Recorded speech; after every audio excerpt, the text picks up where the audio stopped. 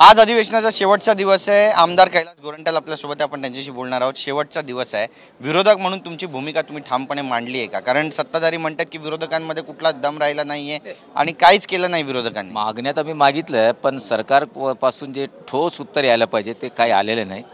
काल मराठा आरक्षण पर मुख्यमंत्र्यांनी जे भाषण केलं ते गोलमोल आहे। एकीकडे ओबीसीला पण चालवतात आणि दुसरीकडे मराठा समाजाला पण चालवतात, हे बरोबर नाही। त्याची ठोस भूमिका आता म्हणतो आम्हाला मुदत वाढवून द्या। आता फेब्रुवारीमध्ये तर आचारसंहिता लागणार आहे। एका प्रकारे म्हणजे हे सर्व लोकांना चालवतात, मराठा समाजाला पण ते चालू लागले आणि ओबीसीला पण चालू लागले। आणि कालच्या उत्तरमध्ये कोणताही प्रकारचा चांगला संदेश किंवा हा गेलेला नाही, उलट लोकांमध्ये एक संतापाची लाट झालेली आहे। आणि काल जे मुख्यमंत्रीने भाषण केलं, हा फेल्युअर मुख्यमंत्री म्हणून। बरं, मागणी काय मग तुमची? मागणी तर बघा, पार्टी लेवलने आमच्याकडून अशोक चव्हाण असेल, पृथ्वीराज बाबा असेल, या लोकांनी मराठा समाजाबद्दल मागणी केली। वडेट्टीवार असेल, नाना पटोले याने ओबीसीबद्दल मागणी केली। आणि मी स्वतः धनगर समाजाला आदिवासीमध्ये समाविष्ट करावे ही मागणी होती।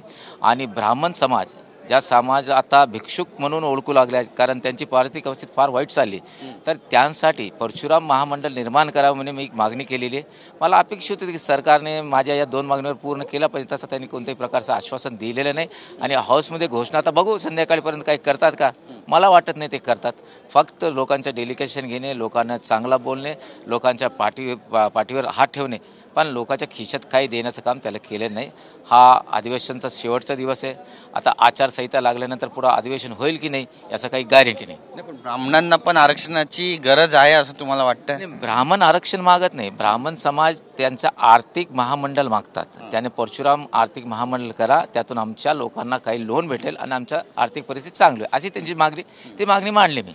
आणि धनगर समाजाला आदिवासी समाज म्हणजे एनटीमध्ये समावेश करायची पण मी मागणी मांडली। नक्कीच या अधिवेशनामध्ये बरेचसे मुद्दे गाजले, तुम्ही सुद्धा एक मुद्दा उपस्थित केला होता आणि तो सुद्धा गाजला, त्यावर मग टीका टिप्पणी पण झाली। याला पुढे भविष्यामध्ये उत्तर देणार आहात का? हो नक्कीच, अगदी टीका टिप्पणी तर सर्वांचं होणार आहे। मी जे क्रिया आता बोलणार, उद्या काहीतरी बोलणार, उद्या ना माझ्यावर टीका टिप्पणी त्याला बोलण्यात मी सक्षम आहे, बोलणार पुढं। बरं, शेरो शायरीमधून हे सगळं समप कसं करणार? कारण तुमची शेरो शायरी संपूर्ण महाराष्ट्रात गाजते, एक शेरो शायरी झाली पाहिजे आज अधिवेशनावरती।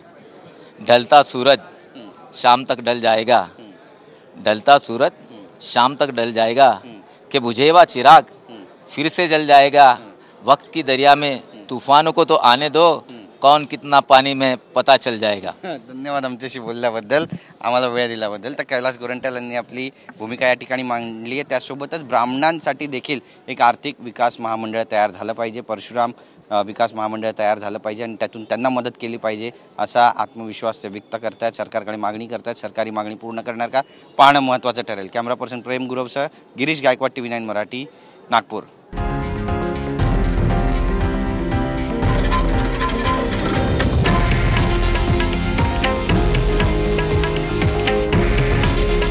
हे आहे देशातील नंबर 1 न्यूज नेटवर्क आणि आपण पाहत आहात TV9 मराठी।